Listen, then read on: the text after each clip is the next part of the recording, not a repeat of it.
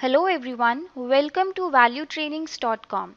In this module, we will be taking up a very basic topic, what is Selenium and the various components of Selenium. Well, to understand what is Selenium, if you visit the official website of Selenium, that is seleniumhq.org, the very first line of the website says Selenium automates browser. So that means it is an automation testing tool that is basically for automating the web-based application. It cannot automate your desktop-based applications.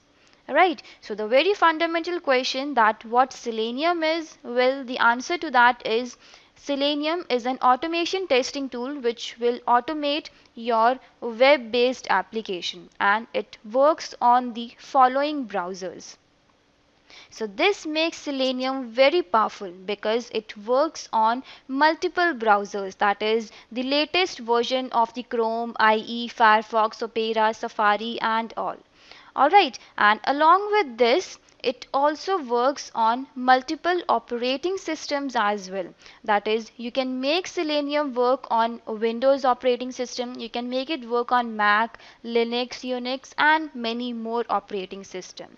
So this makes it a very powerful tool, and that is why the demand of Selenium is increasing day by day, because it works on multiple browsers and multiple operating systems as well.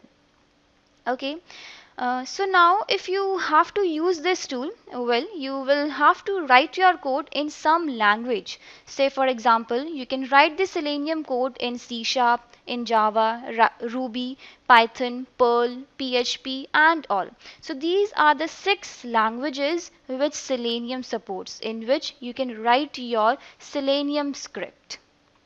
Okay, right. And then now coming over to the components of Selenium. Well, the first component of Selenium is IDE. It is primarily a record and run tool. A record and run feature is there in every automation tool, but record and run feature is not successful these days because websites these days are dynamically changing. If you record a website today, for example, say timesofindia.com, that wouldn't run tomorrow because you've recorded the components of the website which are constantly changing every day. The complete Times of India website changes every day because the news changes. Right? Okay. And then secondly, it only works on Firefox browser. It does not work on any other browser. Okay. And it can only be used for small scale application. It can only be used for small scale applications like a website of 1 to 2 pages if you want to test. But if you have a large scale project, then you don't waste time learning IDE and implementing with it. Okay, right. And then the second component of Selenium is RC. So in the beginning there was something known as RC which used to work on multiple browsers. It is the older version which supports multiple browsers, and it is available in multiple languages. That is, you can write the Selenium code in C#, in Java, Ruby, Python, Perl and PHP. So for learning IDE, you don't need to learn any programming language. You don't need to learn any programming language for learning IDE. But like if you are working with RC, you must have the knowledge of the programming language. Alright. Okay, so now and then RC had its own limitations as well. So to overcome those limitations, WebDriver came into the market, which is the latest thing and in the market the most famous thing as well. This is what you need to learn: Selenium WebDriver. Selenium WebDriver, it solves all your issues. it can test your application across all the browsers, that is Mozilla, Opera, Chrome, Firefox, Safari. It can work across all the browsers, and you can learn Selenium Webdriver in any of the languages, that is C Sharp, Java, Ruby, Python, Perl, any of the languages.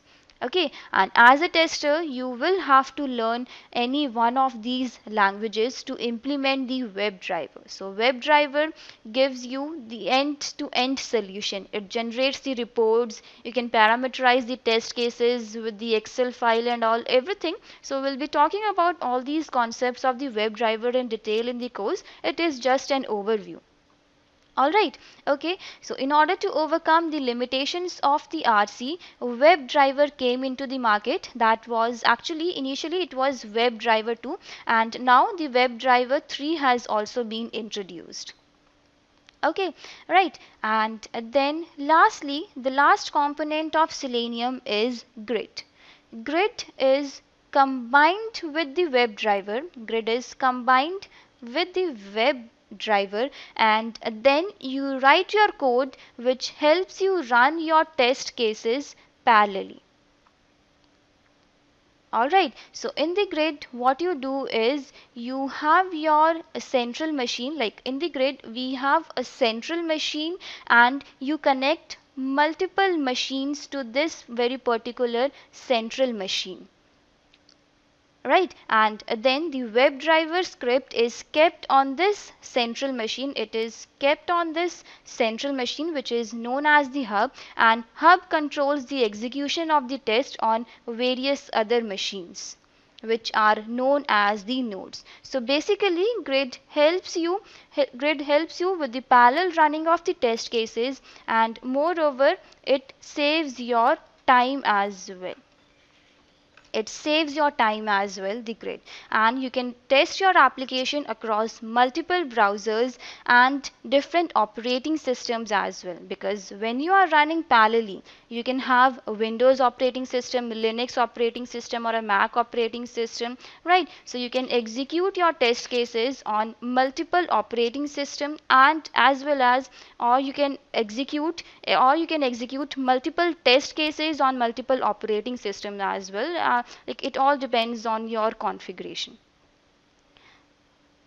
Alright, so these are the four components of Selenium.